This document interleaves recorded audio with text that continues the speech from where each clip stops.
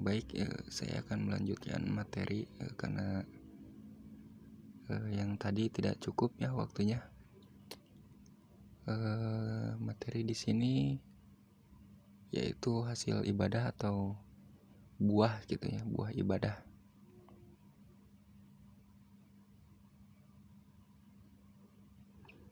Oke. Allah menciptakan jin dan manusia itu seperti yang sudah dikatakan sebelumnya, untuk mereka beribadah kepadanya. Tujuan yang hendak dicapai dengan ibadah itu adalah agar mereka bertakwa.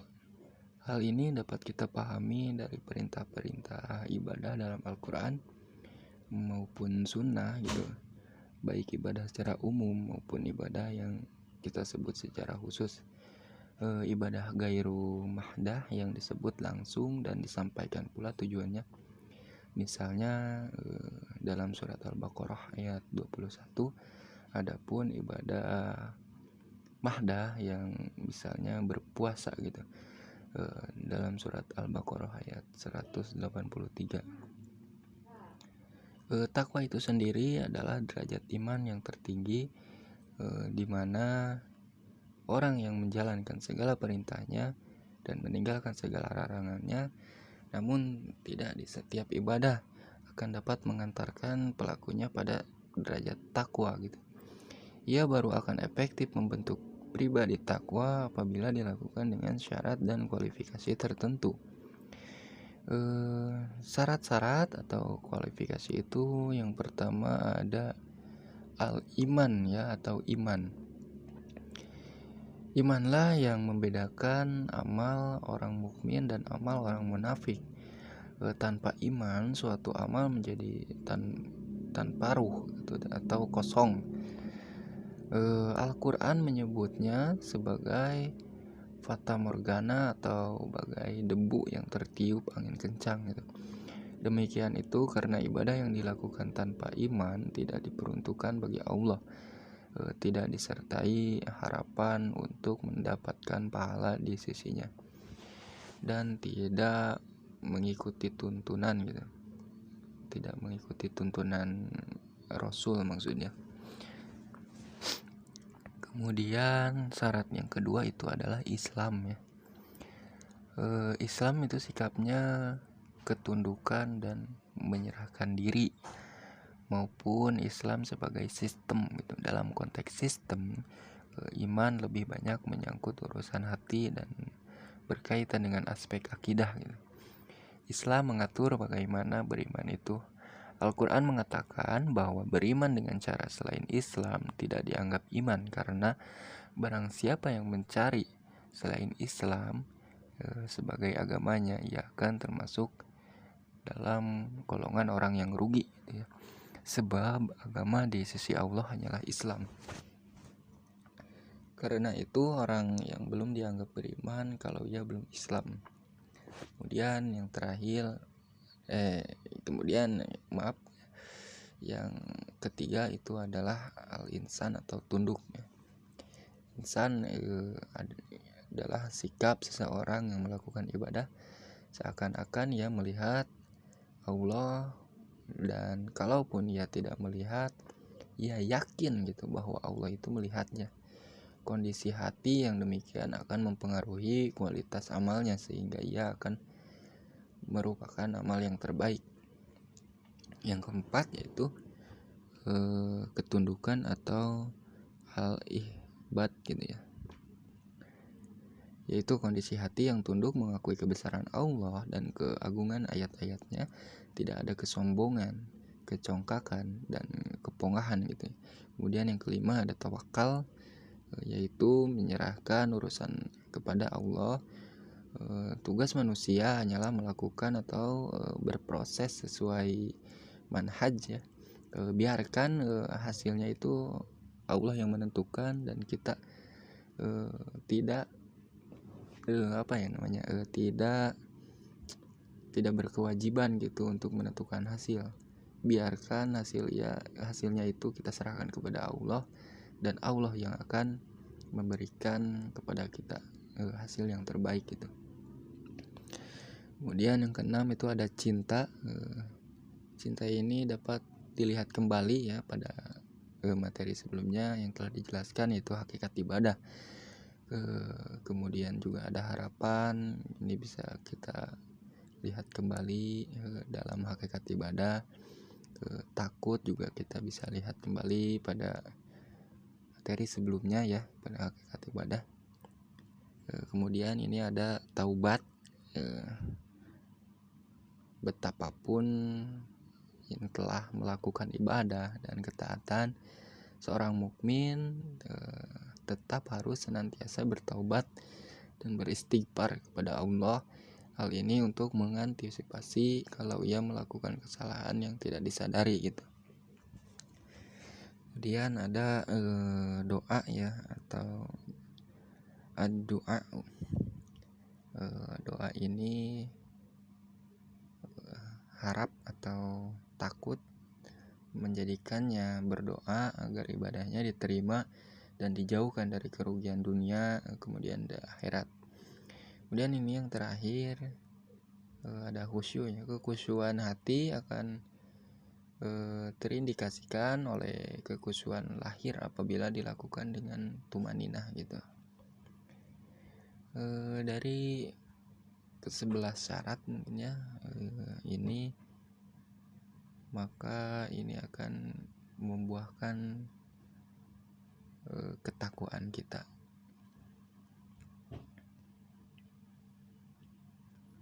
Ya, kemudian ini ada buah takwa ya, atau hasil takwa.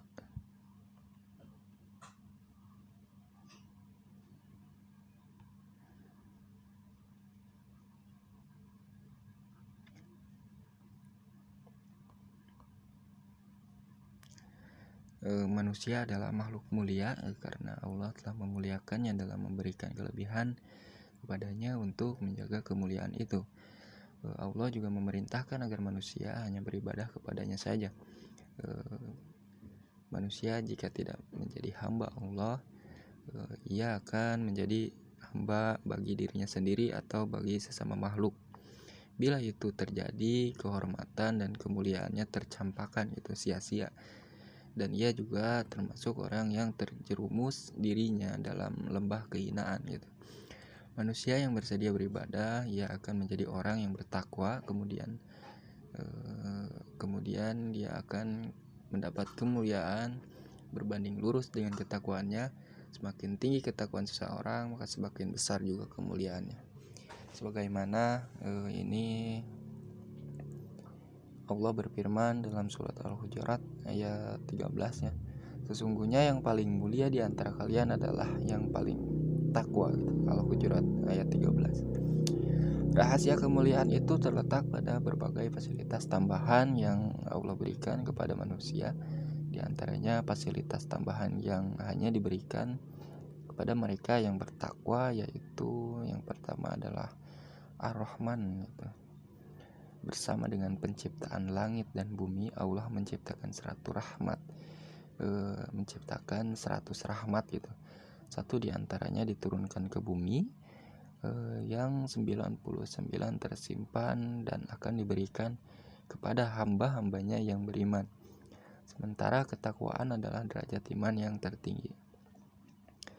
Dan Al-Quran ini adalah kitab suci yang kami turunkan, yang diberkahi. Karena itu ikutilah ia dan tawakal agar kalian dirahmati. Firman Allah dalam surat Al-An'am ya, ayat 155. Kemudian itu ada Al-Furqan atau pembeda. Iman adalah cahaya yang menerangi hati.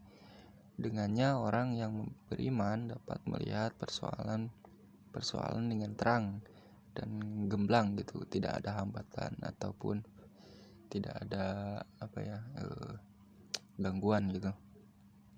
Takwa memberikan cahaya dan kemampuan lebih bagi orang yang beriman untuk membedakan halal dan haram, bahkan terhadap hal-hal yang syubhat pun sikapnya sangat jelas, tegas, hingga tidak terlibat penodaan dan pelanggaran gitu. Kemudian ketiga ada keberkahan atau barokah ya. Kuantitas hukum ukuran keberkahan dapat dilihat pada bobot dan kualitas rezeki. Keberkahan adalah kehidupan yang hanya diberikan kepada mereka yang bertakwa. Kemudian yang keempat itu ada solusi, yang dimana solusi yang bening dan pikiran yang jernih menjadikan kita lebih arif gitu. Di samping itu Allah pasti memberikan solusi bagi permasalahan yang di luar kemampuannya. Kemudian yang kelima itu ada rezeki. Yang orang yang tidak bertakwa itu rezekinya hanya sebatas yang diusahakan gitu, atau bahkan lebih kecil dari apa yang diusahakannya. Kemudian orang yang bertakwa dia akan mendapatkan rezeki lebih dari yang ia duga gitu. Allah menjanjikan kebahagiaan di akhirat yang tidak ada bandingannya gitu. Kemudian ada kemudahan ya, atau al-yusru. Ini sebenarnya tidak ada hal yang sulit selama hati tetap bening dan pikiran tidak kusut gitu ya. Semua bisa dijalankan dengan mudah dan tanpa suatu hambatan apapun gitu. Ketika hati dan pikiran itu sinkron ya, tidak ruwet ataupun tidak mengalami suatu problem gitu. Iman dan takwa iman dan takwa akan efektif mengondisikan itu. Allah telah menjamin bahwa bersama atau bukan setelah itu kesulitan akan ada kemudahan gitu. Kemudian yang ketujuh adalah penghapusan dosa dan kesalahan. Ini ketakwaan mendorong orang untuk melakukan kebaikan. Kebaikan ini untuk menghapus keburukan sebagaimana air yang memadamkan api. Kemudian ada ampunan ya. Dosa dan kesalahan kita tiada habis-habisnya gitu. Takwa menjadikan orang bertaubat atas kesalahan dan dosanya. Kemudian membangun kehidupan baru dengan berusaha memaksimalkan untuk tidak terlibat dalam kesalahan dan dosa lagi. Kemudian ada yang kesembilan adalah mendapat pahala gitu ya. Kita akan mendapat pahala besar apabila ketaatan itu pasti mendapat balasan yang berlipat gitu. Bila Allah yang meridhoi ridho gitu, memberi, jangan tanyakan seberapa kemampuannya untuk membalas gitu. Itulah kebaikan di dunia dan juga kebaikan di akhirat. Itu merupakan suatu kebesaran ataupun kejayaan. Itulah yang buah daripada takwa yang akan dipetik oleh orang yang bertakwa gitu.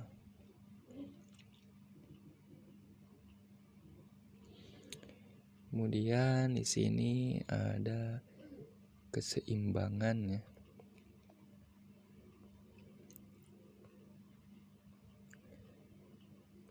Allah menciptakan segalanya dalam bentuk yang seimbang gitu.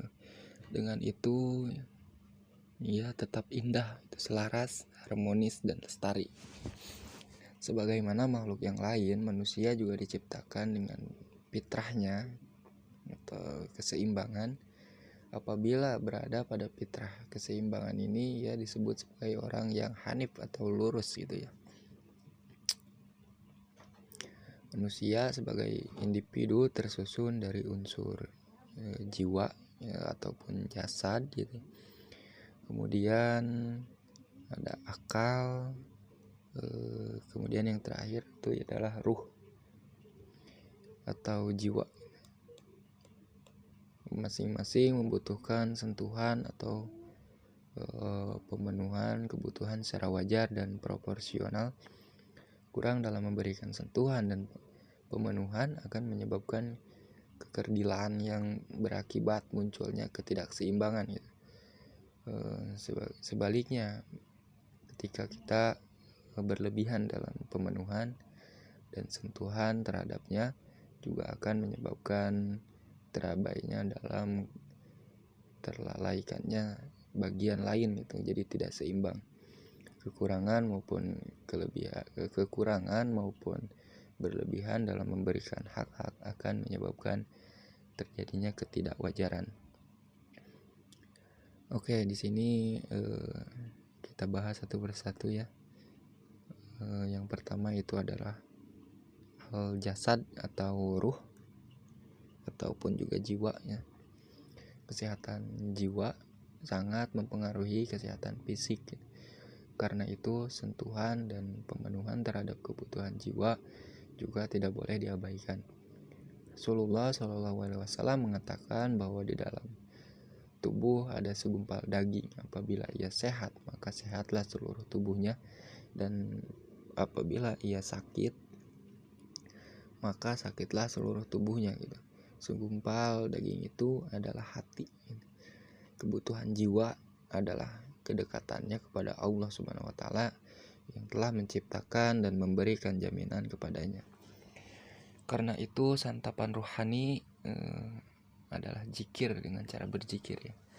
Dengan zikir hati akan menjadi tenang, keresahan, kegelisahan ataupun kegundahan hanya terjadi manakala hati tidak berzikir kepada Allah. Pada kondisi yang parah, jiwa akan mengalami stres, depresi, bahkan gila gitu ya, gangguan jiwa. Kemudian poin yang kedua itu ada akal. Sebagaimana fisik, akal juga membutuhkan pemenuhan kebutuhan secara wajar dan proporsional. Kalau daya tampung dan kebutuhan tubuh terbatas, kebutuhan dan kapasitas akal dapat dikembangkan lebih dari kemampuan fisiknya gitu. Karena itu rakus terhadap materi merupakan sifat tercela ya, atau tidak baik gitu. Sebaliknya, rakus terhadap ilmu dan hikmah adalah sifat terpuji atau baik gitu, sifat yang baik. Pemenuhan kebutuhan akal ini dilakukan dengan cara belajar mencari ilmu, tadabbur ayat-ayat kuliah gitu, dan tafakur ayat-ayat kauniyah. Kemudian ada jasad ya atau fisik, sel-sel atau organ-organ tubuh dan fisik manusia menunjukkan keseimbangan yang sangat jelas. Keseimbangan pada fisiknya akan mempengaruhi keindahan dan kesehatan fisik itu sendiri dan juga psikis gitu ya. Setelah itu ia harus menjaga keseimbangan fisiknya dengan memberikan sentuhan dan pemenuhan kebutuhan secara seimbang gitu. Jasad membutuhkan pemenuhan berupa makanan, minuman, gerak, dan istirahat gitu. Makanan dan minuman yang ia konsumsi itu juga harus seimbang sesuai dengan kebutuhan. Seimbang dalam makanan meliputi kuantitas dan kualitasnya gitu. Kuantitas makanan sesuai dengan kebutuhan, kemudian kualitas meliputi aspek kelengkapan nutrisi dan bobot gizi itu sesuai kebutuhan juga ya. Sebagaimana firman Allah dalam surat Al-Baqarah yang berbunyi, makanlah yang halal dan baik bergizi dari apa yang terdapat di muka bumi ini, dan jangan kamu mengikuti cara-cara setan. Al-Baqarah ayat 168. Apabila fungsi-fungsi fisik normal, kelebihan makanan dan nutrisi akan dibuang sia-sia. Termasuk kebutuhan fisik adalah gerak badan dengan bekerja ataupun berolahraga, menjaga kebersihan diri ya. Kemudian tempat tinggal dan lingkungan hidup. Ketiga aspek di atas itu saling terkait dan saling mempengaruhi ya. Terpenuhinya kebutuhan yang seimbang akan membentuk pribadi yang utuh dan sehat, sehingga ia dapat menunaikan tugas-tugasnya dengan baik. Itulah nikmat Allah lahir dan batin gitu ya.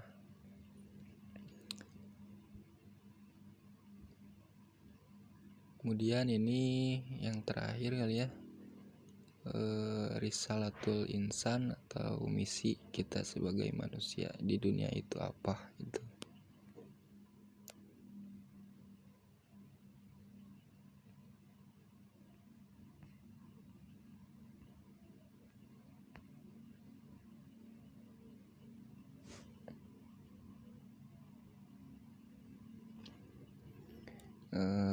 Misi manusia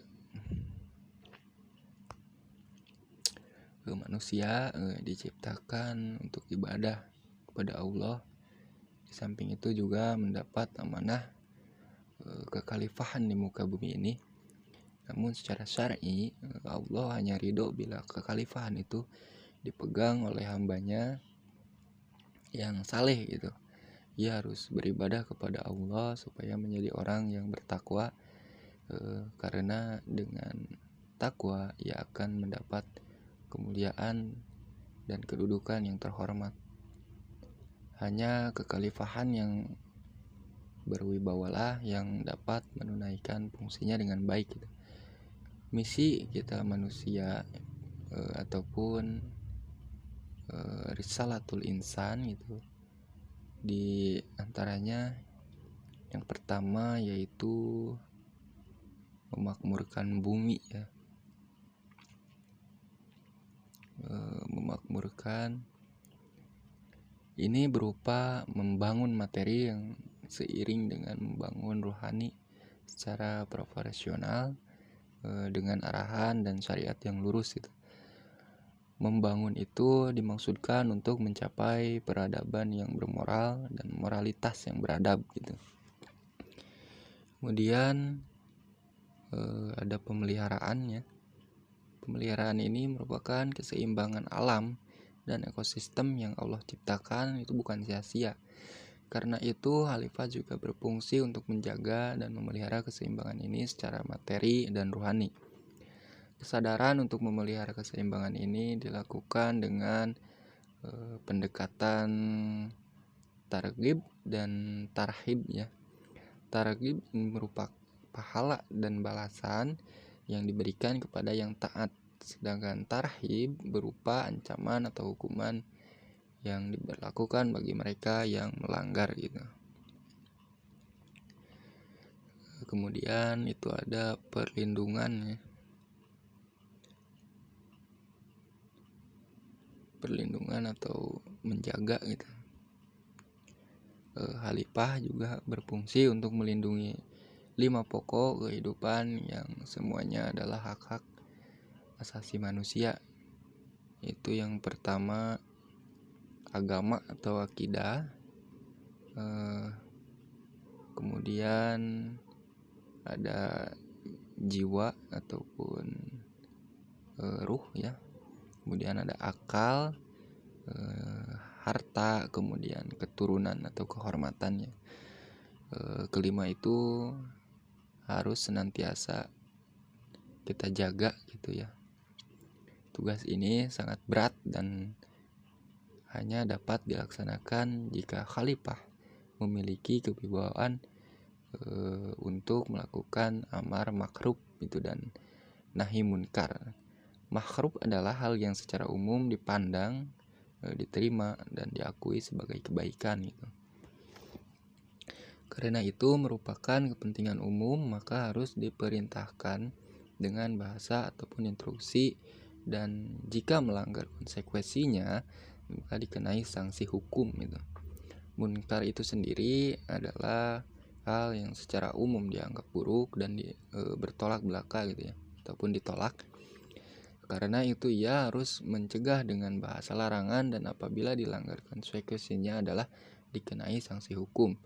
Dengan demikian khalifah dapat menunjukkan kebenaran sebagai kebenaran dan menegakkannya di tanah kehidupan. Ia menunjukkan kepada masyarakat bahwa kebatilan adalah kebatilan dan menumbangkan mereka gitu. Tugas-tugas ini hanya dapat dilakukan apabila khalifah memiliki kekuatan gitu. Karena itu menyiapkan kekuatan pun menjadi wajib hukumnya. Sebagaimana firman Allah dalam surat Al-Anfal ayat 60 yang berbunyi, dan siapkanlah untuk menghadapi mereka kekuatan apa saja yang kamu sanggupi, dan dari kuda-kuda yang ditambat untuk berperang, yang dengan persiapan itu kamu menggentarkan musuh Allah dan musuhmu dan orang-orang selain mereka yang kamu tidak mengetahuinya, sedang Allah mengetahuinya. Apa saja yang kamu nafkahkan pada jalan Allah niscaya akan dibalasi dengan cukup kepadamu, dan kamu tidak akan dianiaya ataupun dirugikan gitu ya. Surat Al-Anfal ayat 60. Kemudian adapun analisir kekuatan Islam, itu yang pertama adalah kekuatan akidah, kemudian yang kedua adalah kekuatan akhlak, ketiga adalah kekuatan jamaah, keempat itu ada kekuatan ilmu ya, terus yang kelima itu ada kekuatan harta, dan yang terakhir adalah kekuatan jihad. Umat Islam dengan analisir kekuatan di atas pernah mengalami kejayaannya dalam kurun yang sangat panjang. Kemunduran mereka disebabkan karena telah meninggalkan Islam. Keunggulan Islam tertutup oleh penganutnya sendiri. Baik, mungkin materinya sudah cukup selesai ya. Semoga apa yang saya sampaikan itu dapat bermanfaat atau berguna bagi teman-teman semua, dan menjadi ladang pahala bagi saya. Kemudian mohon maaf atas penyampaian yang tergesa-gesa ataupun kurang baik gitu ya, karena di sini juga saya masih belajar. Saya cukupkan. Terima kasih. Billahi taufiq wal hidayah. Wassalamualaikum warahmatullahi wabarakatuh.